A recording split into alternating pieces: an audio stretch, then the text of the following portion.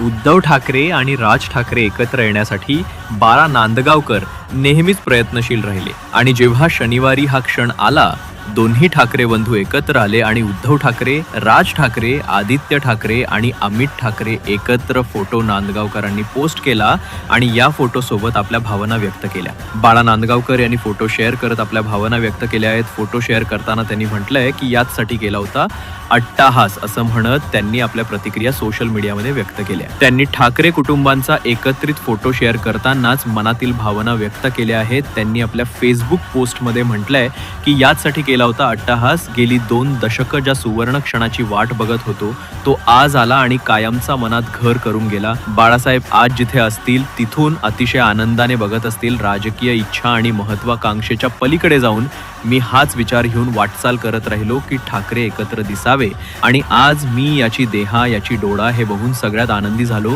त्यात आज आषाढी सारखा अतिशय पवित्र दिवशी हा आनंद द्विगुणित झालाय. आता पांडुरंगाकडे एकच मागणे आहे, जीवनात ही घडी अशीच राहू दे, असं म्हणत बाळा नांदगावकर यांनी त्यांच्या भावना व्यक्त केल्या आहेत. DN24 नगर न्यूजला सबस्क्राईब करा, बेल आयकॉन प्रेस करा, पोस्ट लाईक करा, शेअर करा.